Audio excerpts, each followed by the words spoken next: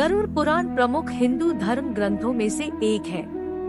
किसी की मृत्यु के बाद घर परिवार के लोग ब्राह्मण द्वारा ये ग्रंथ सुनते हैं। इस पुराण में भगवान विष्णु ने अपने वाहन गरुड़ को मृत्यु से संबंधित अनेक गुप्त बातें बताई है।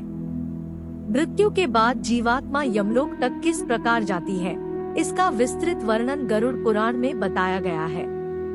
गरुड़ पुराण के अनुसार जिस मनुष्य की मृत्यु होने वाली होती है वह बोलना चाहता है लेकिन बोल नहीं पाता। अंत समय में उसकी सभी इंद्रियां, बोलने, सुनने आदि की शक्ति नष्ट हो जाती है और वह जड़ अवस्था में हो जाता है, यानी हिलडुल भी नहीं पाता। इसके बाद उसके मुंह से झाग निकलने लगता है और लार टपकने लगती है। उस समय 2 यमदूत आते हैं। उनका चेहरा बहुत भयानक होता है, नाखून ही उनके शस्त्र होते हैं। उनकी आंखें बड़ी बड़ी होती है। उनके हाथ में दंड रहता है। यमराज के दूतों को देखकर प्राणी भयभीत होकर मलमूत्र त्याग करने लग जाता है। उस समय शरीर से अंगुष्ठ मात्र, अंगूठे के बराबर जीव हा हा शब्द करता हुआ निकलता है, जिसे यमदूत पकड़ लेते हैं। यमराज के दूत उस शरीर को पकड़कर उसी समय यमलोक ले जाते हैं, जैसे राजा के सैनिक अपराध करने वाले को पकड़कर ले जाते हैं।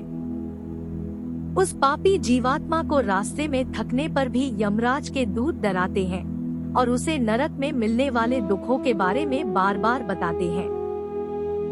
यमदूतों की ऐसी भयानक बातें सुनकर पापात्मा जोर जोर से रोने लगती है, किंतु यमदूत उस पर बिल्कुल भी दया नहीं करते। इसके बाद वह अंगूठे के बराबर शरीर यमदूतों से डरता और कांपता हुआ, कुत्तों के काटने से दुखी हो, अपने पापों को याद करते हुए चलता है। आग की तरह गर्म हवा तथा गर्म बालू पर वह जीव चल नहीं पाता है और वह भूख प्यास से तड़पता है।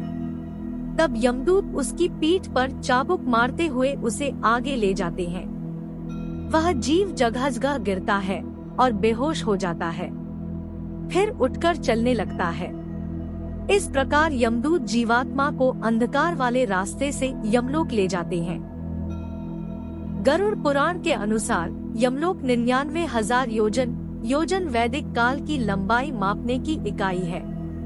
1 योजन बराबर होता है 4 कोस यानी 13 से 16 किमी है।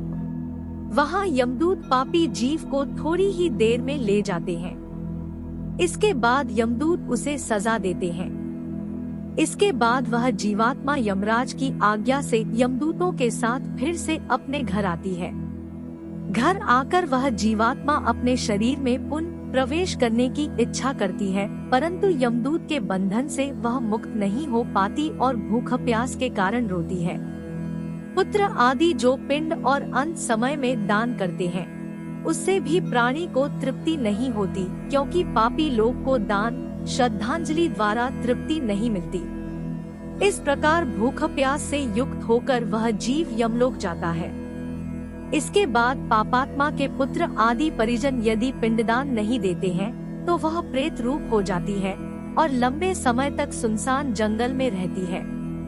गरुड़ पुराण के अनुसार मनुष्य की मृत्यु के बाद 10 दिन तक पिंडदान अवश्य करना चाहिए।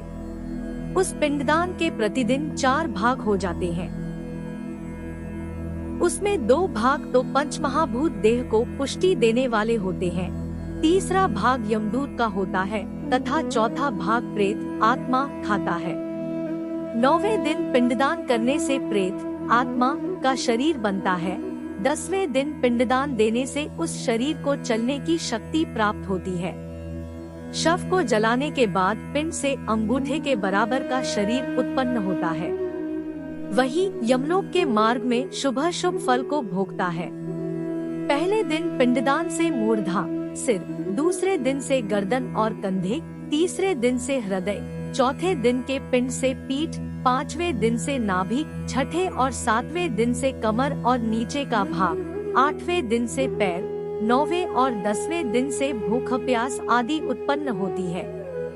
ऐसे पिंड शरीर को धारण कर भूख प्यास से व्याकुल प्रेत 11वें और 12वें दिन का भोजन करता है।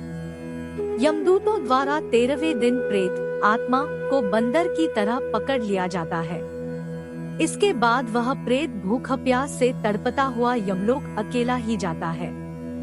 यमलोक तक पहुंचने का रास्ता वैतरणी नदी को छोड़कर 86,000 योजन है। 47 दिन लगातार चलकर आत्मा यमलोक पहुंचती है। इस प्रकार मार्ग में 16 पुरियों को पार कर पापी जीव यमराज के घर जाता है। इन 16 पुरियों के नाम इस प्रकार है: सौम्य, सौरपुर, नगेंद्रवन, गंधर्व, शैलागम, क्रौच, क्रूरपुर, विचित्रवन, बहवापाद, दु, खद, नानाक्रंदपुर, सुतप्तवन, रौद्र, पयोवर्षण, शीतढ़, बहुभीति। इन 16 पुरियों को पार करने के बाद आगे यमराजपुरी आती है। पापी प्राणी यम पाश में बंधे हुए मार्ग में हाहाकार करते हुए अपने घर को छोड़कर यमराजपुरी जाते हैं।